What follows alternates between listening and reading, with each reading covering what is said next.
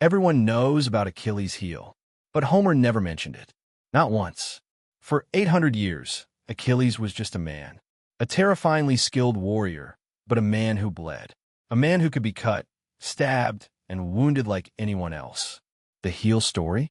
That came from a Roman poet writing more than 800 years after Homer. And this changes everything. The real Achilles, Homer's Achilles, is far more tragic than the invincible demigod you were taught about. Because a man who can be killed, and who knows it, and who walks into war anyway. That is a different kind of story entirely. You already know this story. A goddess dips her infant son into the river Styx. The dark water seals his skin, makes him untouchable, unkillable. But she's holding him by the heel. One small spot the river never reaches. And that is where the arrow finds him, years later, on the plains of Troy. It is clean. It is elegant. It is one of the most famous stories in Western civilization. And it is everywhere. In 1693, a Flemish anatomist named Philip Verheyen dissected his own amputated leg and named the tendon at the back of the ankle after a Greek hero who died 3,000 years earlier. He called it the chorda Achilles, the Achilles tendon.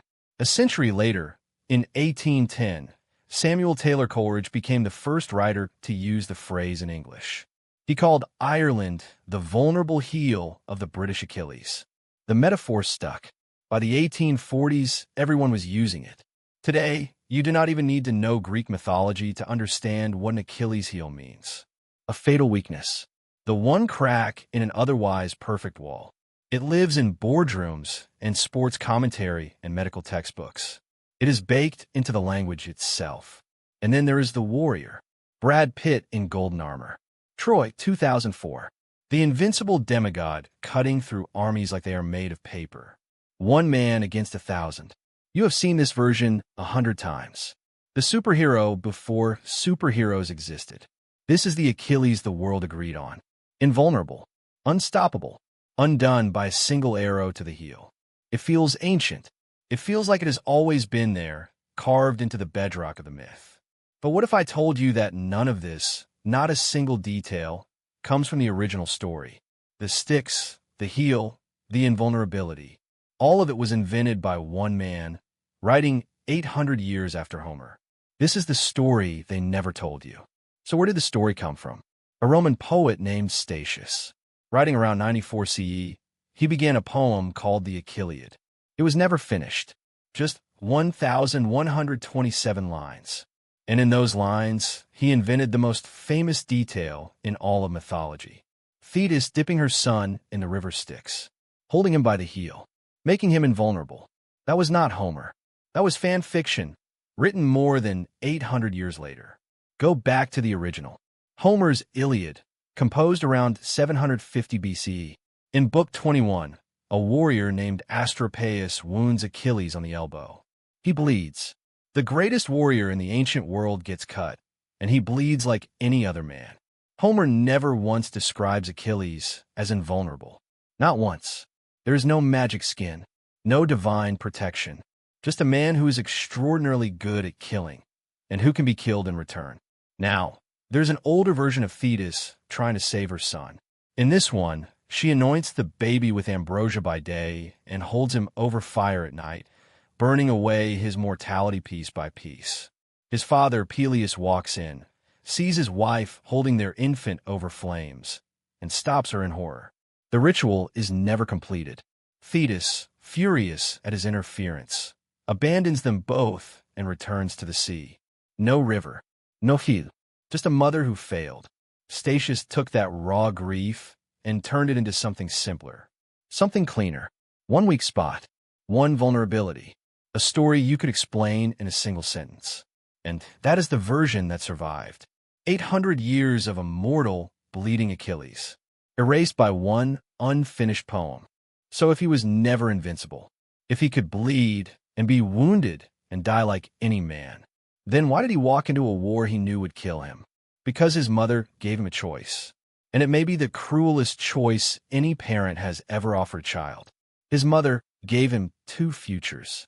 A short life, blazing with glory, remembered forever.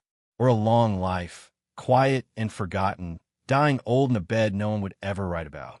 Norided, notrik, just the clearest, cruelest question a parent can ask a child.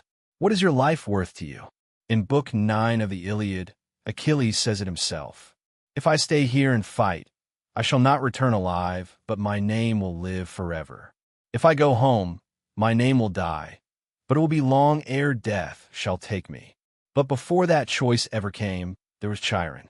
The centaur raised him on Mount Pelion, not just as a weapon, as a complete human being. Warfare and tactics, yes, but also medicine, ethics, and music. Achilles could play the lyre. He could sing. The deadliest man in the ancient world had soft hands and a trained ear.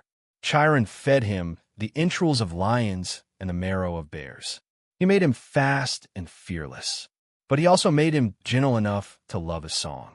His mother tried to keep him from the war entirely. She knew the prophecy. If Achilles went to Troy, he would die there. So she hid him on the island of Skyros, disguised as a girl, under the name Para. He was a teenager playing dress-up while a war waited for him across the sea. He fell in love with Princess Datimaya. They had a son, Neoptolemus. It could have ended there, a quiet life on an island. But the Greeks had a prophecy of their own. Troy could not fall without Achilles. So Odysseus sailed to Skyros. He laid weapons among gifts for the king's daughters and had his men blow a war trumpet. Every girl flinched. One grabbed a spear. Achilles left for Troy with 50 ships and 2,500 Myrmidons, the fiercest warriors in Greece. Datimaya begged him to stay. She asked him to remember their son. He left anyway. Think about that for a moment. He spent the next 9 years tearing through the land around Troy. 12 cities fell to him. He was everything the prophecy promised. And then, in the 10th year, he stopped. Years later, when the Greek generals came to beg him to return to the battlefield, they found him in his tent, not sharpening a blade, not plotting strategy. He was playing the lyre and singing. The most dangerous warrior alive, making music in the middle of a war. They offered him everything. 7 tripods, 10 bars of gold, 20 cauldrons, 12 horses, 7 women, and one of Agamemnon's own daughters in marriage. He refused it all. He knew every day brought him closer to the end. He went anyway. He chose the fire. He chose glory. And then something happened that made him wish he had not chosen anything at all. The first word of the Iliad is menon. Rage. Not honor. Not war. Not glory. Rage. That is what Homer chose to open the most important poem in Western literature. And it belonged to Achilles. The Iliad does not tell the story of the Trojan War. It covers just 52 days of a conflict that lasted 10 years. And in those 52 days, the war barely matters. What matters is one man's fury and what it destroys. It started with an insult. Agamemnon, the Greek commander, took Briseis. She was Achilles' war prize, the woman he called his wife, the woman Patroclus had promised to help make his legal bride. Agamemnon seized her in front of the entire army. A public humiliation. Achilles did not strike back. He did something worse. He stopped fighting. Without him, the Greeks were slaughtered. Ships burned. Men died by the hundreds. And Achilles watched from his tent.